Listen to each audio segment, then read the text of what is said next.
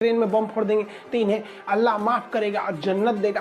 देखिए, आतंकवादियों को माफ करना या ना करना ये अल्लाह का काम है, लेकिन आतंकवादियों को अल्लाह तक पहुंचा देना ये हमारी इंडियन आर्मी का काम है।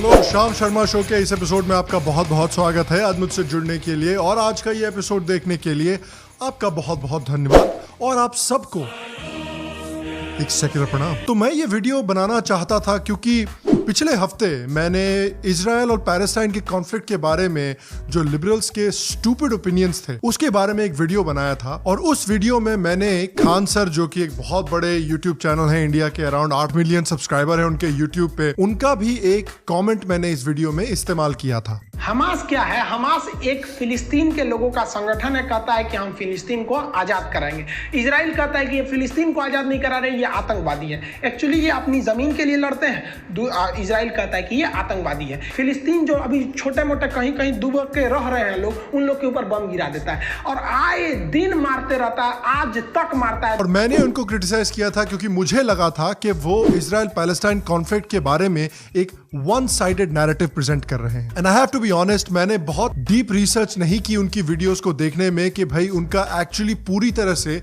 इजराइल पैलेस्टाइन कॉन्फ्लिक्ट पर क्या ओपिनियन है। और हो सकता है कि उनके उस कमेंट को इंक्लूड करने में मुझसे गलती हो गई हो, क्योंकि देखिए यार, इंसान से गलती होती है, गलती मानने पर आदमी को एक्सेप्ट कर लेना चाहिए। थोड़ी लाते पड़ेंगे, लेकिन यार लात खाना इज पार्ट ऑफ लाइफ। क्योंकि खान सर के बारे में मैंने जो थोड़ी सी रिसर्च की है उससे मैंने ये पाया है कि वो भाई इजराइल के खिलाफ जो उन्होंने वो स्टेटमेंट दिया था वो थोड़ा सा वन साइडेड मुझे लगा था, लेकिन उसके साथ साथ वो माइनॉरिटी कम्युनिटीज के बारे में भी जब उनको कुछ गलत लगता है उस बारे में भी चीजें बोलते हैं। तो बेसिकली जहां तक मैंने देखा है वो एक इक्वल अपॉर्चुनिटी ऑफेंडर है और इक्वल अपॉर्चुनिटी ऑफेंडर से मुझे कोई प्रॉब्लम नहीं है। क्योंकि हाल में ही सोशल मीडिया पर मैंने देखा कि लोग खान सर को बहुत अटैक कर रहे थे, कुछ लोग तो उनको अरेस्ट तक कर देने की बात कर रहे थे, लोग भाई उनके वीडियोस को ब्लॉक कर रहे हैं, उनके चैनल्स को ब्लॉक कर रहे हैं, कुछ लोग तो कह रहे हैं कि भाई मुस्लिम्स को और इस्लाम के कल्चर को इंसल्ट करना और अब्यूज करना तो भाई फैशन बन गया है और खान सर जैसे लोगों की वजह से ये हालत और भी खराब होती जा रही है। इस तरह की चीजों से इंडियन सिटीजन्स के बीच में डिवाइसिवनेस और हेट्रेड फैलता है। हाँ नहीं, सही बात है भाई,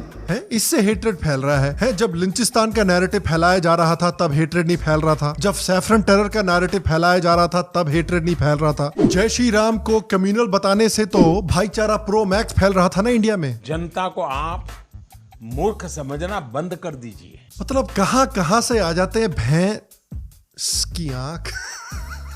तो मैंने थोड़ा सा खान सर के ऊपर रिसर्च करना शुरू किया और फिर मैंने देखा कि इतने सारे मेल्टडाउन क्यों हो रहे हैं। क्योंकि पहली बार एक बड़ा इन्फ्लुएंसर माइनॉरिटी कम्युनिटीज के बारे में ऑनेस्टली बात कर रहा है। अब जैसे मान के चलिए, मुस्लिम समाज में इतना ना लड़के पैदा हो जाता है कि शिक्षा कौन सी देगा। तो हिंदू मुस्लिम में अब मतलब खैर फिर भी हिंदुज़म में तो शिक्षा का बहुत ज्यादा महत्व है भी, लेकिन मुस्लिम में अभी भी शिक्षा का बहुत बड़ा अभाव है। शिक्षा की बात करेंगे तो ये 100 साल आगे है मुसलमानों से हिंदू लोग शिक्षा के मैटर में, क्योंकि इस सब में अभी उतना शिक्षा नहीं है। तुरंत आग बबूला हो जाएगा।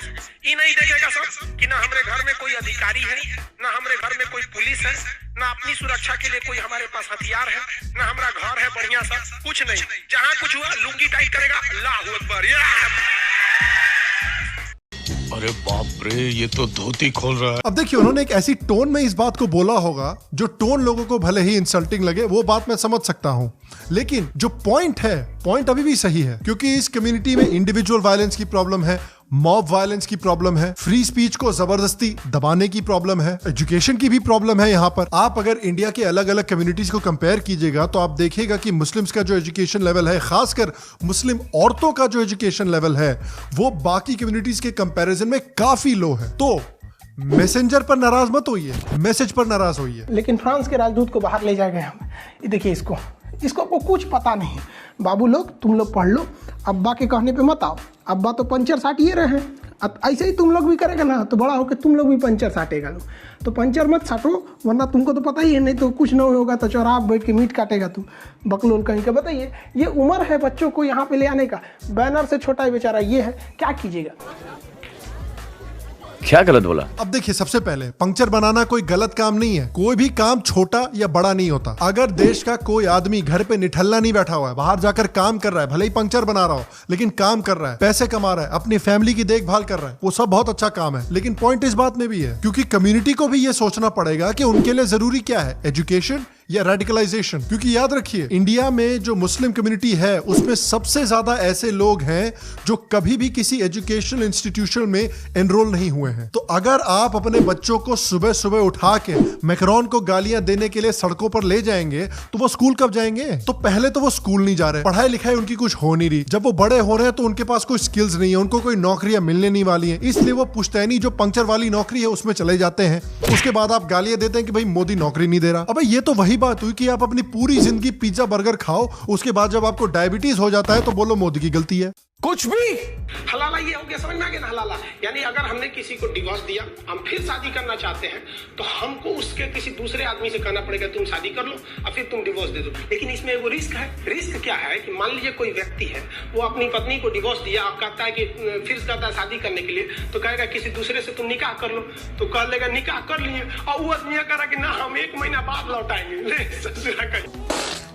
ये भी देखिए, दिल भले ही जल रहा होगा लेकिन इसमें भी पॉइंट है। हलाला की और ट्रिपल तलाक की जो प्रैक्टिस थी वो इंडिया में इतने सालों से चल रही थी। कभी भी मुस्लिम कम्युनिटी ने उस प्रैक्टिस को हटाने के लिए बहुत ज्यादा आवाज नहीं उठाई। उसके ऊपर से हमारे देश के जो सेक्युलर लिबरल्स थे, जो कि रिलीजन की खराब प्रैक्टिसेस के खिलाफ हमेशा आवाज उठाते रहते हैं, वो तो उल्टा बोल रहे थे कि अगर हम जीत कर आते हैं इलेक्शन में तो हम ट्रिपल तलाक को वापस ले आएंगे। आप लोगों से वादा करती हूँ कि कांग्रेस की सरकार आएगी 2019 में और हम इस ट्रिपल तलाक कानून को खारिज करेंगे। और अगर एक सेक्युलर आदमी इस कम्युनिटी की इस प्रॉब्लम के बारे में बात कर रहा है तो आप उसी को गालियां दे रहे हो। भाई हमारे जो सेक्युलर लोग हैं उनको तो इनको डिफेंड करना चाहिए, लेकिन भाई हमारे सेक्युलर लोग भी उसी तरह से सेक्युलर हैं जैसे पाकिस्तानी साले अरब हैं। एक बार हम मस्जिद में नमाज पढ़ने गए थे, हमको मिल गया सभी 2 कैटेगरी का, एगो ये भाई साहब हम बोले कि नहीं बोले समझ में नहीं आता है। सुनिए ध्यान से। आप एक जो वहाबी वाले मिले तो कह दे देखिए, जब नमाज पढ़िए तो हाथ यहाँ मत रखिए, थोड़ा ऊपर रखिए, आप पैर ज्यादा फैलाइए। आप हमको नमाज पढ़ना सिखा रहे हैं कि परेड करना सिखा रहे हैं? तो ये सुन्नी वाले भाई साहब कह रहे हैं कि नहीं, हाथ थोड़ा नीचे कीजिए और पैर थोड़ा कम फैलाइए।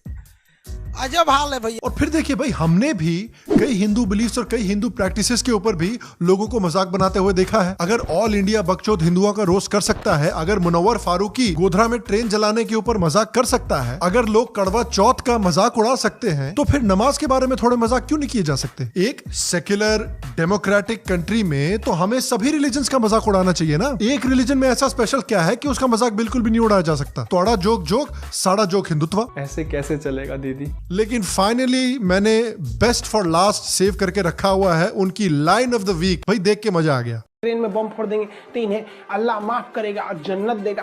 देखिए, आतंकवादियों को माफ करना या ना करना ये अल्लाह का काम है, लेकिन आतंकवादियों को अल्लाह तक पहुंचा देना ये हमारी इंडियन आर्मी का काम है।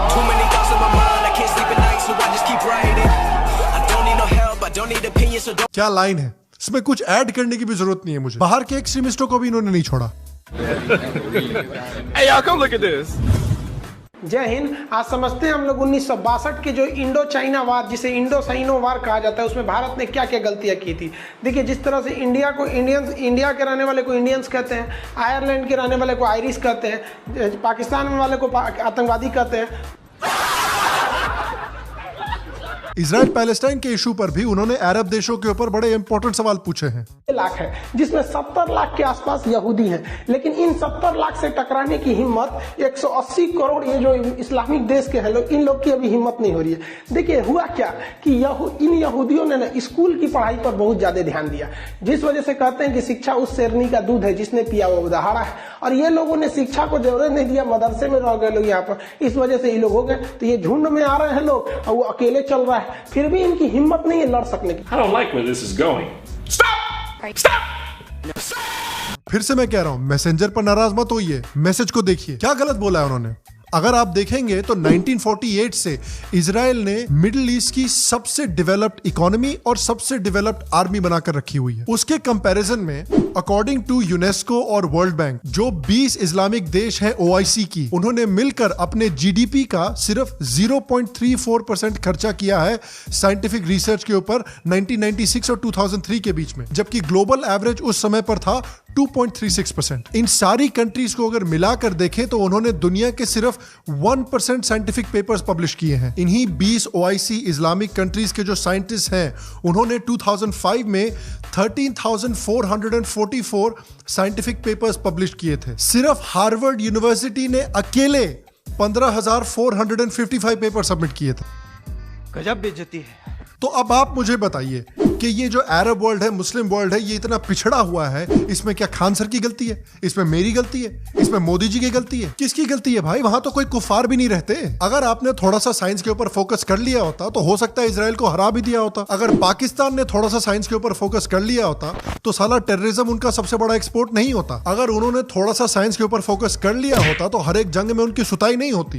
इंशाल्लाह बॉयज प्लेट माशाल्लाह। और खान सर ने तो फॉरेन लीडर्स को भी अच्छे से सुनाया है। ये अरब के राजा चीन के साथ, ये तुर्की वाला भाई साहब, ये देखो ये चीन के साथ है, और ये पाकिस्तान, इमरान खान तो सोच रहा है इसका रखेल बन गया। मैं बहुत थक गया हूँ, मेरा ये शरीर बहुत थक गया है। मैं तो इस बात से सरप्राइज हूं कि अभी तक जो हमारे के फैक्ट चेकर हैं ऑल्ट न्यूज, उन्होंने एक आर्टिकल नहीं निकाला कि खान सर तो हिंदुत्व एजेंट है, खान सर का चैनल तो बीजेपी चलाती है। तो भाई जब हिंदू कम्युनिटी को अटैक किया जा रहा था बार बार अलग अलग मुद्दों पर, उनका नाम इंटरनेशनली खराब करने की कोशिश की जा रही थी, तब किसी को कोई भी प्रॉब्लम नहीं थी। लिंचिंग अब भारत में एक त्योहार जैसा है। हाँ, सालों से मनाया जाता है, हर महीने 2-3 बार होता है। काफी नॉर्मल सी बात हो गई, आजकल तो हेडलाइंस में भी बात नहीं आती है। नेतागण इसको सेलिब्रेट भी करते हैं और कुछ केसेस में तो भगवान का नाम लेकर इसको मनाया जाता है।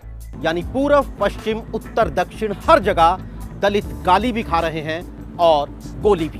पीएम से शिकायत की है कि जय श्री राम का नारा उकसाने वाला बन गया है और अब इसकी रोकथाम के लिए कुछ किया जाना चाहिए। लेकिन अब जब एक सेक्युलर आदमी एक कम्युनिटी की प्रॉब्लम्स के बारे में आवाज उठा रहा है, तब लोगों को बहुत प्रॉब्लम हो रही है। तब लोग कह रहे हैं कि ये तो मेजॉरिटेरियनिज्म हो रहा है, तब लोग कह रहे हैं कि इनको तो भाई जेल में डाल देना चाहिए, तब इनको लोग डिसोन करने को लगे हुए हैं। तो एक पढ़ा लिखा वेल एजुकेटेड सेक्युलर आदमी है एक कम्युनिटी में, उसको लोग नहीं पसंद करना चाहते क्योंकि वो कम्युनिटी से सवाल उठाता है। लोग किसको पसंद करते हैं? अमानतुल्लाह खान जैसे लोगों को, रायट भड़काने वाले ताहिर हुसैन को, अलगाववाद फैलाने वाले ओवैसी को, भारत के टुकड़े करने की कोशिश करने वाले शर्जील इमाम को, हिंदुओं के खिलाफ जिहाद करने वाली जामिया की शीरोज को। भाई एक तरफ एक आदमी है जो ज्ञान के साथ फटा जा रहा है, लेकिन एक कम्युनिटी में कुछ लोग ऐसे हैं जो सिर्फ ऐसे लोगों को चूज करना चाहते हैं जो कि बारूद से फटते हैं। और कुछ लोग तो खान सर को नॉन मुस्लिम डिक्लेयर कर रहे हैं क्योंकि भैया ये पूजा कर रहे थे और उन्होंने चंदन लगाया हुआ था। तो भाई अगर एक बार पूजा करने से, थोड़ा सा चंदन लगा लेने से, कपड़े पहन लेने से अगर किसी का धर्म बदल जाता है, तो फिर आप इतना नाराज क्यों होते हो जब मोदी कहता है कि मैं मुसलमान टोपी नहीं पहनूंगा? अरे भाई वो अपना धर्म थोड़ी बदलना चाहता है। भाई हमें तो उल्टा इंडिया जैसे देश में, जो कि कितना मल्टी कल्चरल देश है, उसमें हमें कल्चरल इंटरमिक्सिंग को और बढ़ावा देना चाहिए। हिंदुओं को देखिए, जो सेक्युलर हिंदूज हैं वो तो ऑलरेडी दरगाह जा रहे हैं, वो तो ऑलरेडी ईद मना रहे हैं, वो तो ऑलरेडी अल्लाह को अपने भगवान की तरह मानते हैं। सवाल ये उठता है कि क्या हमारे देश के जो मुस्लिम हैं, क्या वो तैयार हैं रेसिप्रोकेट करने के लिए? क्या वो तैयार हैं मॉस्क के साथ साथ मंदिर में जाने के लिए? क्या वो तैयार हैं हिंदू देवी देवताओं को अपने भगवान जैसा प्यार करने के लिए? क्या वो तैयार हैं हिंदू कल्चर को अपने इस्लामिक कल्चर के साथ मिक्स करने के लिए, एक्सेप्ट करने के लिए? और जहां तक भाई खान सर को अटैक करने की बात आती है, मैंने तो ऑलरेडी कहा है कि वो बीजेपी के सपोर्टर्स को ऑलरेडी अटैक कर चुके हैं। क्योंकि यहाँ पता ये ऐसे ऐसे लोग को इतना सुरक्षा दिया जा रहा है जबकि जिनके जान पर कोई खतरा नहीं। उल्टा सीधा स्टेटमेंट देती हैं, इनको खतरा अपने स्टेटमेंट की वजह से उल्टा सीधा कुछ भी बोल देती है कि बंगाल में ममता बनर्जी जीत गई, अब बंगाल चौपट हो जाएगा, कश्मीर हो जाएगा। ये हिलाई नहीं, अपने हाथों को बार बार अच्छे से धोते रहिए।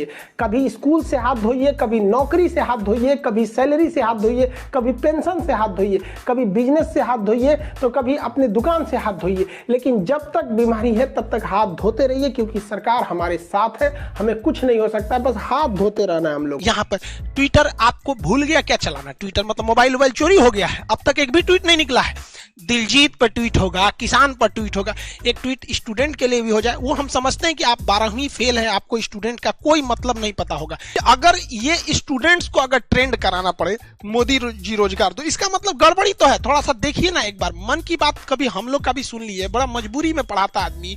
यहां तक कि उन्होंने बीजेपी गवर्नमेंट को सपोर्ट भी किया था जब उनको लगा कि बीजेपी गवर्नमेंट ने कुछ सही किया है। मोदी जी ने देखा कि यहाँ पर बहुत ही ज्यादा टेंशन बढ़ते जा रहा है। चाइना ने क्या कहा था कि हम 8 घंटे में फौज उतार सकते हैं, मोदी जी ने कुछ नहीं बोला, और मोदी जी ने 1 लाख फौज को घुसा दिया लद्दाख के एरिया में, और गलवान घाटी से महज 5 किलोमीटर पीछे रोका हुआ है। अगर वो फौजी चाहे तो आधे घंटे में 30 मिनट में पैदल पहुंच जाएंगे गलवान घाटी पे। और चाइना कहता है हमारा ट्रांसपोर्ट बहुत बढ़िया है, हम 8 घंटा में पहुंच सकते हैं, देखो यहाँ आधा घंटा में पहुंच सकते हैं। 1 लाख को पहुंचा दिया नरेंद्र मोदी ने, अब बोला तक नहीं किसी को कि हम पहुंचा दिए। अभी कुछ समय के लिए जो भारत के रक्षा मंत्री ना योगी आदित्यनाथ को बना दीजिए, देखिए 1 महीना में ना पूरा का पूरा जो बॉर्डर डिस्प्यूट है ना साफे खत्म हो जाएगा। तो देखिए, मैं पिछले वीडियो में इस मामले में गलत था। मुझे इक्वल अपॉर्चुनिटी ऑफेंडर्स से कोई प्रॉब्लम नहीं है। मैं तो ये कहता हूं कि इंडिया में हमें और भी ज्यादा इक्वल अपॉर्चुनिटी ऑफेंडर्स चाहिए। मुझे प्रॉब्लम उन लोगों से है जो सिर्फ एक कम्युनिटी पर अटैक करते हैं, लेकिन उनके हिसाब से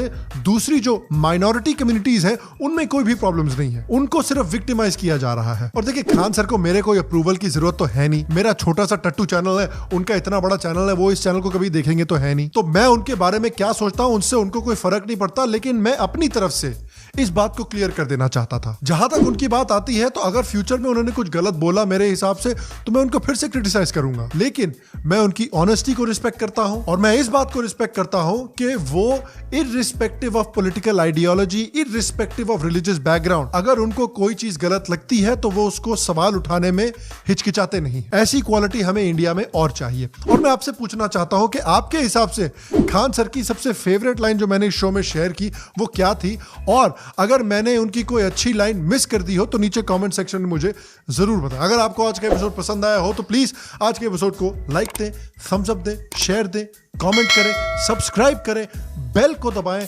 पेट्रियन पर मेंबर बने, यूट्यूब पर मेंबर बने, और उसके बाद अपने दिन को एंजॉय करें और अगले एपिसोड में मुझसे आकर दोबारा जरूर मिलें। तब तक के लिए फिर मिलेंगे, और आप सबको एक सेक्युलर प्रणाम।